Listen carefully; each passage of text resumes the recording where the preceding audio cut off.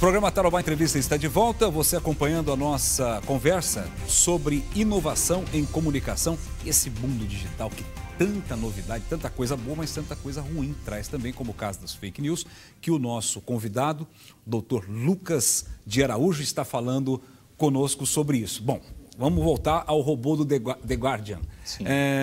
Que mecanismo é esse? Como que ele filtra as informações? Como ele foi programado para evitar situações, digamos assim, adversas dentro daquele jornal? Por exemplo, Fernando, o robô ele precisa de uma base de dados para ele funcionar.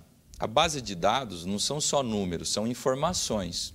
Então, o que o The Guardian fez? Ele pegou todo o arquivo que o próprio The Guardian construiu ao longo de décadas de história e abasteceu o robô com essas informações. Isto é, uma base de dados confiável. Sim. Afinal de contas, foi o próprio meio de comunicação que a criou.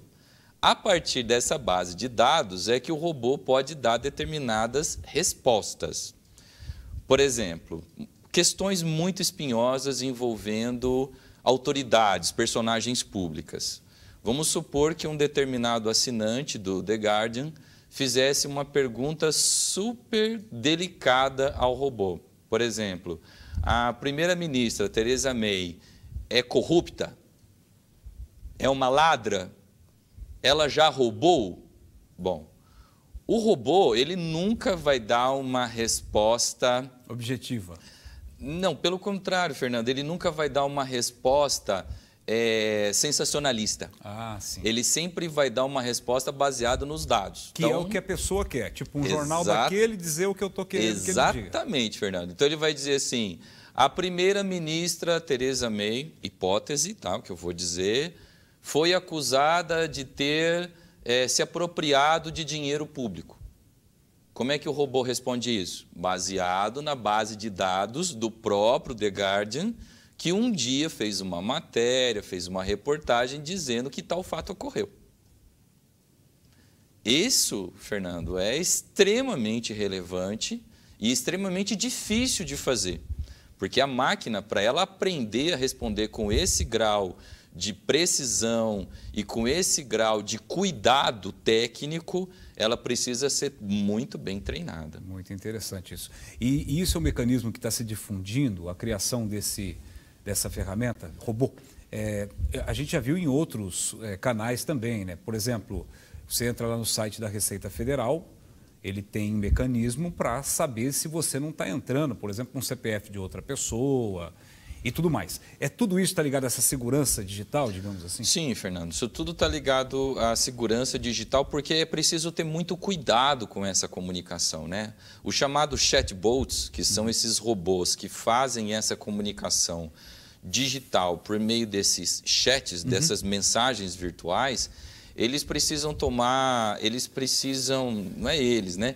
O mecanismo tem que ser muito seguro para dar informações fidedignas para as pessoas. Qualquer site hoje que você entra, né? Às vezes você entra num site de uma imobiliária, por exemplo. Abre uma janelinha, não é? Atendente virtual. E as respostas estão prontas, né? As perguntas estão prontas e as respostas também. Estão prontas. O que você procura? Posso ajudar? Não sei o que. Então, aí você dá uma resposta e já vem. Você faz uma... Ele já pressupõe a resposta que você... Exato. A pergunta que você vai fazer. Então, isso é robô. Isso é um robô e isso ajuda muito no caso das fake news. Ajuda. Só que tem o outro lado da moeda, né, Fernando? Se esse robô não foi devidamente programado, se o banco de dados que abastece esse robô não é um banco de dados bom e confiável, em vez de ele ajudar, ele atrapalha. Destrói.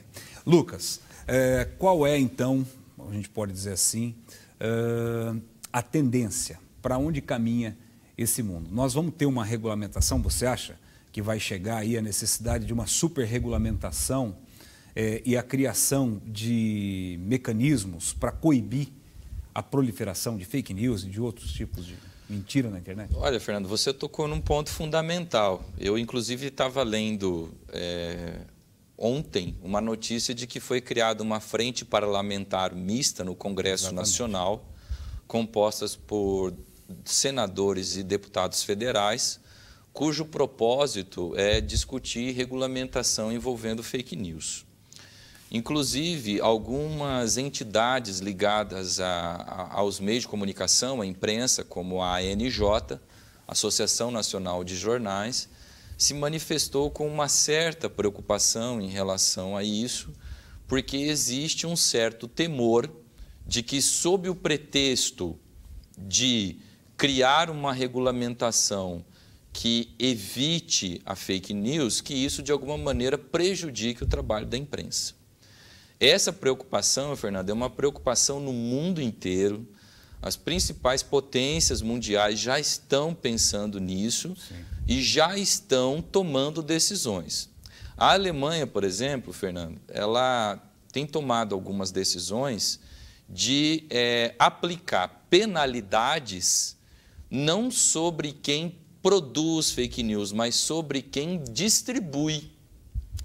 E por que que o governo alemão preferiu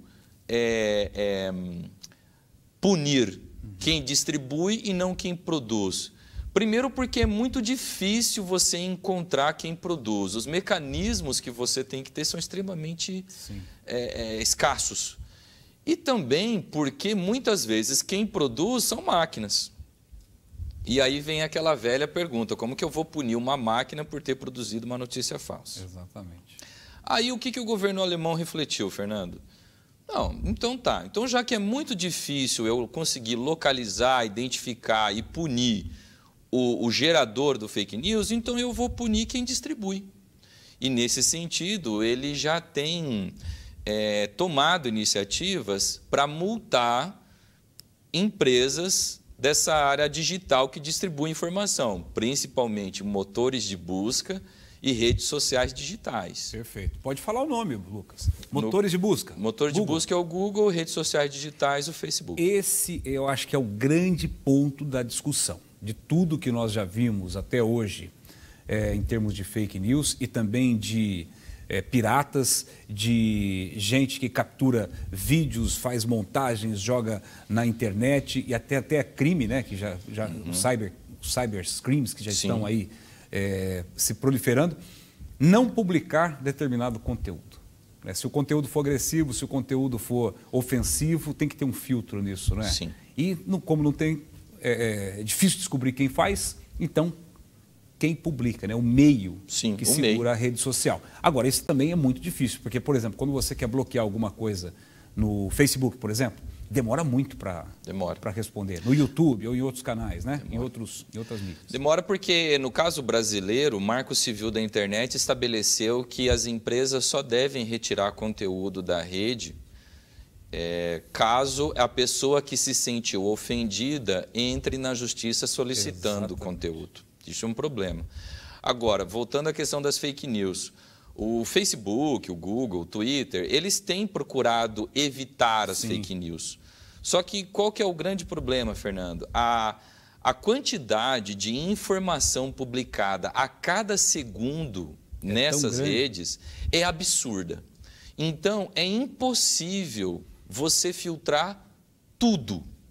Então, tanto o Facebook quanto o Google têm feito parcerias, por exemplo, com empresas jornalísticas para ajudar nesse trabalho de detecção de notícia falsa. Mas, Fernando, é muito difícil conseguir filtrar todo tipo de informação, né? Aí você fala, tá, Lucas, mas é difícil, mas tem que tentar. Sim, e é isso que o governo alemão, por exemplo, diz para o Facebook. Olha, é difícil, mas é esse seu trabalho. Você vai ter que fazer isso. Você vai ter que fazer. Aqui você está fora. Exato, eu não estou preocupado como você vai fazer. Agora, o que o governo alemão diz para o Facebook, o que você não pode permitir é, por exemplo, uma mensagem racista, uma mensagem erótica, pornográfica, fazer parte do seu feed de notícia. Exatamente. Agora, como que você vai resolver isso é problema seu. Perfeito. E é um exemplo que deveria ser seguido pelo mundo. Lucas, com certeza, infelizmente o nosso tempo terminou. Olha como o bate-papo foi rápido, né? Sim, o programa sem dúvida. Voou. Mas te agradeço e vou deixar o convite. Você está fazendo já, preparando a tua tese de pós-doutorado, né? Sim. Terminada, pode vir aqui que você vai ter um um bate-papo garantido para a gente divulgar isso, que é muito interessante esse processo. Muito obrigado, Fernando. Agradeço mais uma vez pela oportunidade de estar aqui, pela oportunidade de poder contribuir com os telespectadores da TV Tarobá e sempre que eu puder estarei à sua disposição. Tá bom. Professor Lucas, muito obrigado. Falando aqui sobre a sua pesquisa, que virou a sua tese de doutorado, muito interessante no programa Tarobá Entrevista de hoje, que volta na semana que vem com outro convidado. Você, obrigado pela audiência e até lá. Tchau.